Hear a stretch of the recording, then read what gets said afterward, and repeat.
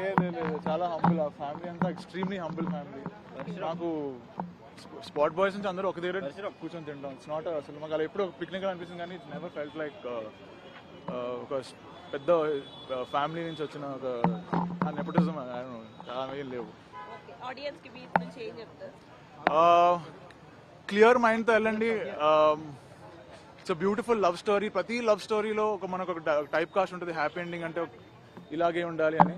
ఆ stereo టైప్స్ని break చేస్తుంది మా బబుల్ గమ్. ఒక హ్యాపీ ఎండింగ్ ఇలా కూడా ఉండొచ్చు అని మీరు చూసాక అర్థం అవుతుందండి. Thank you. రవికాంత్ గారితో పాటు మీరు వర్క్ చేయడానికి అంటే మీరు కూడా రైటర్. ఫస్ట్ హీరోగా రోషన్ అనుకున్నారా, వేరే హీరో అనుకుని రోషన్? లేదండి, యాక్చువల్లీ స్టోరీ ఉండే. అప్పుడు కలిసారు, రవికాంత్ కలిసినప్పుడు సుమ గారితో ఉన్నప్పుడు ఈ స్టోరీ ఉంది అన్నప్పుడు వాళ్ళకి నచ్చింది. యూత్ఫుల్ స్టోరీ కాబట్టి, యంగర్ జనరేషన్ కాబట్టి అలా స్టార్ట్ అయిందండి. అంటే రోషన్ తీసుకోవడానికి ఏమైనా స్పెసిఫిక్ రీజన్ ఏమైనా? అంటే రోషన్ పిచ్ చేయడం జరిగింది. ఇలా రోషన్ కోసం స్టోరీస్ చూస్తానికి ఇంకా చాలా మంది స్టోరీస్ పిచ్ చేయనప్పుడు ఈ స్టోరీ కూడా పిచ్ చేయడం జరిగింది రవికాంత్ డైరెక్టర్తో. సో వాళ్ళకి నచ్చింది. సో అక్కడ నుంచి టుక్ ఆఫ్ అండి. మీ రోల్ తీసుకోవడానికి? నా రోల్ యాక్చువల్లీ చాలా చిన్న రోల్ ఉన్నది. దాన్ని అంటే కొంచెం కాన్ఫ్లిక్ట్ ఇంక్రీజ్ చేయడానికి ఇంకా కొంచెం దాన్ని క్యారెక్టర్ యాడ్ చేసాం. ఇంకొంచెం దాన్ని కూడా అంటే విలన్ అంటే కొంచెం ఫన్ ఆస్పెక్ట్, ఇలా ఉంటాడు, ఇలా సెల్ఫ్ అబ్సెస్డ్గా ఉంటాడు అన్న యాంగిల్స్ అన్ని యాడ్ చేసాం. రాజీవ్ కనకాల గారు బెస్ట్ యాక్టర్ కదా, ఆయన షేడ్స్ ఏమైనా రోషన్ గారిలో కనిపించాయా పర్ఫార్మెన్స్? ఇమోషన్స్ లో డెఫినెట్లీ అండి. లైక్ ఆ కళ్ళులో నాకు రాజీవ్ సార్ కనపడతారు డెఫినెట్ గా. రాజీవ్ సార్ కళ్ళు అంటే లైక్ నాకు పర్సనలీ ఆయన కళ్ళుతో ఎక్స్పీరియన్స్ చాలా ఇష్టం. అది రోషన్ ఫుల్ ఆఫ్ చేస్తానని నాకు అనుకుంటున్నాను. సుమా గారి ఎనర్జీ అదంతా కూడా కనిపించింది డెఫినెట్లీ. మీరు డాన్స్ అంతా సుమా గారి ఎనర్జీ. ఆమె అది నువ్వు హంబుల్, లైక్ ఆమె చాలా హంబుల్ పర్సన్. ఆమె ఆ హంబుల్ రోషన్ డెఫినెట్ గా వచ్చింది. తను చాలా సినిమా అన్నట్టు లేదా పర్ఫార్మెన్స్? లేదు నాకైతే అసలు ఫస్ట్ సినిమా అన్నట్టు కూడా లేదు. ఒక ఆ ఫియర్ కూడా లేదు. లైక్ ఇలా చెయ్యాలి, ఇలా చేస్తే మనకి ఆడియన్స్ నచ్చుతారు అన్న ఫియర్ కూడా లేదు. తను న్యాచురల్గా చేశాడు. చాలా లవ్ స్టోరీస్ వచ్చాయి కదా, దానికి దీనికి ఏంటి డిఫరెన్స్? లవ్ స్టోరీస్ మనం చాలా టైప్ కాస్ట్ చేస్తాం సార్. అంటే లైక్ ఇలాగే ఉంటుంది ఒక లవ్ స్టోరీ అనేది. అది మేము బ్రేక్ చేస్తాం. లవ్ స్టోరీ ఇలా కూడా ఉండొచ్చు అని చూపించడానికి ట్రై చేస్తాం. మీ ఫేవరెట్ డైలాగ్ ఏంటి సినిమా? నా ఫేవరెట్ డైలాగ్ ఆనెస్ట్లీ మన చైతూ గారిదండి. అదే వాళ్ళ నాన్నగారిది. రెడీగా ఉండాలి, లైఫ్లో ప్రాబ్లమ్స్ వస్తుంటే జిమ్కి వెళ్ళి ఛాతీ కొద్ది. నాకు చాలా ఇష్టం అది. దేనికైనా ఫేస్ చేయడానికి రెడీగా ఉండాలి. ఆడియన్స్ రియాక్షన్, డైలాగ్స్ కానీ, కామెడీ సీన్స్ కానీ ఎలా అనిపించింది? ఎమోషన్స్ కానీ వండర్ఫుల్ అండి. లైక్ ఇప్పుడు చూసినప్పుడు మాత్రం నాకు కొన్ని సీన్స్కి అయితే చాలా బాగా పండింది అనుకుంటున్నాను. లైక్ ఇమోషనల్ సీన్ కూడా తను ఇజ్జత్ అయినా ఔకాత్ అయినా అన్నప్పుడు అది చాలా కనెక్ట్ అవుతుంది. మన అందరికీ కనెక్ట్ అవుతుంది. మన ఇన్ ది ఎండ్ మన అందరికీ రెస్పెక్ట్ కావాలి కదా. సిద్ధు టిల్లు వాళ్ళ బ్రదర్ ని ఫాదర్ క్యారెక్టర్ తీసుకోవడానికి రీజన్ ఏంటి? అది మేము జస్ట్ అక్కడ ఆడిషన్స్ కి చూస్తున్నాం అండి. మనకి తెలంగాణ స్పీకింగ్ పర్సన్ ఆయన వచ్చారు. ఆయన అసలు యుఎస్ నుంచి వచ్చారు.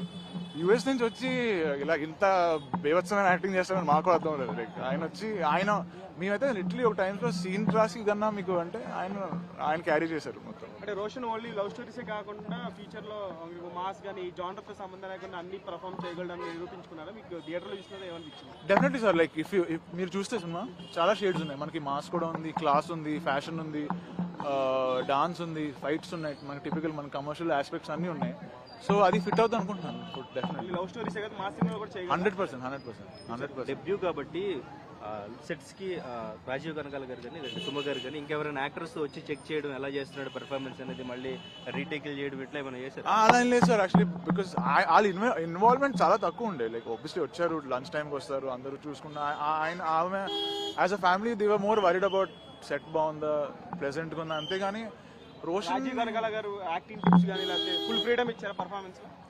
యా ఆయన ఇన్ఫాక్ట్ నాకు ఫైట్స్ అయినప్పుడు ఆయన ఫైట్స్ గురించి చెప్పారు. ఫస్ట్ ఆయన చేసినప్పుడు ఎలా దెబ్బలు తగిలాయి, ఎలా పడ్డారు, ఇవన్నీ చాలా అంటే ఎలా లైక్ మనం మర్చిపోతాం దెబ్బ తగిలినప్పుడు రియాక్ట్ అవ్వడం, ఇవన్నీ నాకైతే పర్సనల్గా ఇచ్చారు. I'm sure Roshan maybe. Rajeev Kanakala garu junior NTR గారు మంచి ఫ్రెండ్స్ కదా, మరి జూనియర్ ఎన్టీఆర్ గారు సినిమా చూపించే అవకాశాలు ఏమైనా ఉన్నాయి? అనుకుంటున్నాం సార్. యాక్చువల్లీ ఆ ప్లాన్ అయితే చేశారు డెఫినెట్గా. ఐ థింక్ ఆయన బిజీగా ఉండడం వల్ల అనుకుంటున్నాను. లేకపోతే ఆయన డెఫినెట్గా లైక్ ఆ ప్లాన్ అయితే ఉంది. సినిమా చూసి రివ్యూ ఇస్తే ఎలా ఫీల్ అవుతుంది? అంతకన్నా బ్యూటిఫుల్ లేదండి. ఆయన రివ్యూ ఇస్తే చాలు.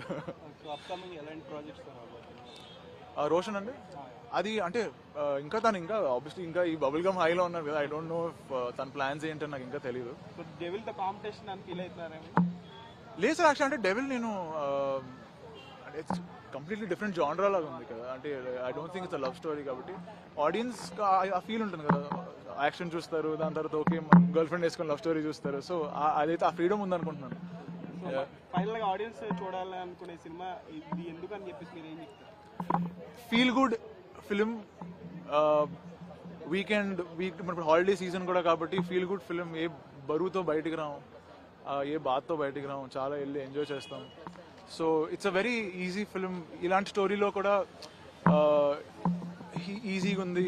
ఇలాంటి అంటే ఇన్ని ఇమోషన్స్, ఇన్ని ఆస్పెక్ట్స్ ఉన్న స్టోరీ కూడా మనం హాయిగా చూసి వచ్చామన్న ఫీలింగ్ ఉంటుంది బబుల్ గమ్లో. సో అందుకే నా ఆడియన్స్ వెళ్ళాలనుకుంటున్నాను, ఒక డిఫరెంట్ స్టోరీ చూడడానికి. Thank you. చేతులు పోతున్నాయి.